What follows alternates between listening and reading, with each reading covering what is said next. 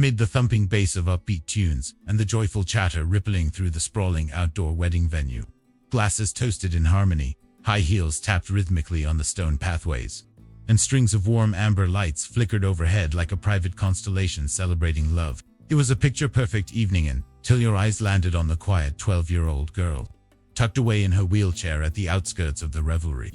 Her soft teal gown, picked to blend seamlessly with the bridal party, lay rumpled across her lap, her delicate hands, quivering just a bit, rested clasped together, fingers tight enough to blanch her knuckles. Loose chestnut waves framed her face, almost veiling the silent tears tracing down her cheeks.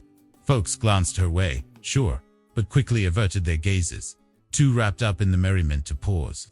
She'd been rolled out for the group photos, earlier, positioned like an afterthought on the garden's fringe, then abandoned as the crowd swirled onward. No one had time more, so it seemed.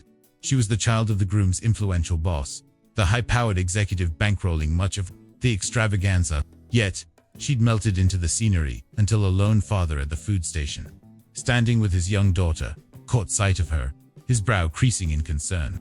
He leaned down and murmured, "Why is that girl sitting all by herself?" If you've ever felt the sting of being overlooked, invisible in a room full of life, or if you know deep down that everyone deserves a spark of compassion, regardless of their struggles, stick with me through this tale. It's one that might just tug at your heartstrings and remind you of the quiet power in a single act of kindness. Her name was Emily Harper, raised in a world of luxury, with top-notch educators and every gadget a kid could dream of.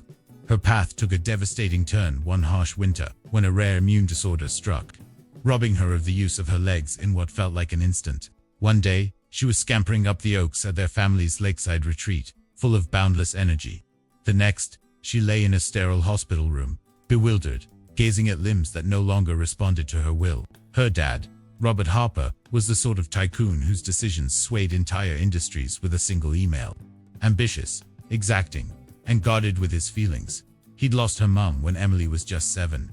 In the wake of the diagnosis, Robert dove even deeper into his corporate realm, masking his own vulnerability behind endless board meetings, security details, and profit projections. Emily was entrusted to a team of dedicated caregivers and specialists, but what she craved most, genuine, heartfelt connection, remained elusive. So, when the invite arrived for his chief financial officer's wedding, a social obligation couldn't dodge without raising eyebrows, Robert opted to include Emily, not out of a desire to connect or create memories, but to project the image of a devoted family guy. He arranged for her hair to be styled elegantly, commissioned a bespoke dress, and had aides ready her for the trip.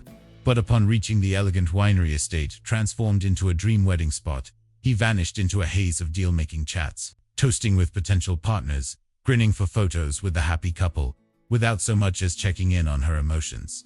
Emily's chair was discreetly maneuvered to the garden's periphery, where she sat, feigning interest in the blooming flowers, all while battling the ache of feeling utterly unseen. The single father's name was Michael Hayes, a one-time middle school literature instructor who'd pivoted to gig work as a courier after his wife's passing left him to navigate parenthood solo. With determination and modesty, he'd brought up his daughter, Lily, now 14, pouring every ounce of love he had into their modest life. They weren't even on the guest list initially. Michael had been roped in by a buddy on the catering crew to cover a sudden no-show, and Lily tagged along, since childcare wasn't an option that night. That's the beauty of serendipity. It weaves warmth into the most unexpected corners. Michael first spotted Emily amid the toasts and anecdotes, as the crowd erupted in chuckles over the maid of honor's playful jabs at the bride's quirky habits. His attention kept wandering back to the girl in the teal dress. She applauded gently, ever courteous, but her expression carried a practiced politeness that didn't quite reach her eyes.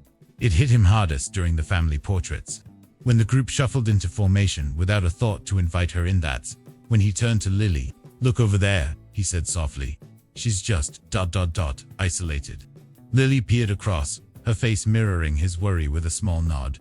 Without fanfare or hesitation, Michael made his way over. He approached with care, kneeling to her level, and offered a warm, "Hey there, I'm Michael. Everything all right sitting here on your own?" Emily's eyes widened in surprise. No one had addressed her directly for what felt like ages. She managed a shaky, "I'm okay," but the waver in her tone spoke volumes. Lily stepped up beside him, flashing a tentative grin. Your headband is so pretty, she said. Emily's fingers brushed the accessory self-consciously. Thank you, she replied in a hush. It matches the theme. Michael smiled gently. Would it be all right if we kept you company for a while? And in that unassuming exchange, a subtle magic unfolded. No dramatic rescues, no sweeping gestures, just authentic, tender interactions that sparked something profound. Michael inquired about her beloved stories, and Emily's face brightened as she gushed over the adventure books she escaped into during long afternoons. Lily chimed in with a silly tale of nearly toppling a tray of appetizers earlier, drawing out Emily's first genuine chuckle of the evening. Sound so pure, it turned a few heads nearby.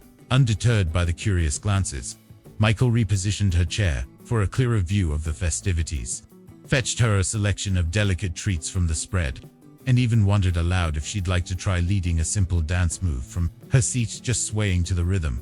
By the time Robert finally circled back, much later into the night, he discovered a little gathering had sprouted around his daughter. A couple of guests had drifted over, intrigued by the laughter. The event photographer captured candid shots of Emily beaming alongside Lily. Someone had passed her a small percussion instrument, and she was gently keeping time as a soft melody filled the air. Robert halted, transfixed. His girl, the one he'd dismissed as too delicate, too weary, too much hassle for the spotlight, was radiating joy, all ignited by a compassionate outsider who'd bothered to pose that pivotal question. Why is she alone? Michael rose as Robert neared, and Emily stiffened slightly, but he met the man's gaze steadily. Evening, sir, he said with quiet respect. I noticed she seemed a bit lonesome, so we thought we'd chat. Robert's eyes flicked between Michael and Emily, a flicker of something raw, perhaps regret, crossing his features. He gave a measured nod. Appreciate it, he murmured, the words quiet but sincere. The following morning brought an unforeseen shift. Robert cleared his calendar of urgent calls. He turned to Emily and suggested they grab breakfast together, just them. For once, he truly tuned in, asking what brought her happiness, what weighed on her spirit, what she yearned for most in her changed world. And in that vulnerability, Emily felt truly acknowledged by her dad for the first time since everything flipped upside down. It wasn't an overnight fix, no enchanted resolution, but it marked the dawn of real, messy progress. As for Michael and Lily, they headed home that night with souls enriched and a memory etched forever. Weeks on, a personal note arrived from Robert. Harper.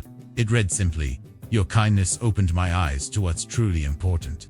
I've overlooked so much, but because of you, I'll cherish what's ahead. Enclosed was a full ride voucher for Lily's aspiration to attend a renowned arts program. If this narrative stirred something within you, if it reaffirms your faith in how a moment of empathy can ripple out and transform lives, take a second to hit that like button, drop a comment, pass it along to a friend who could use the uplift, and hit subscribe for more tales like this.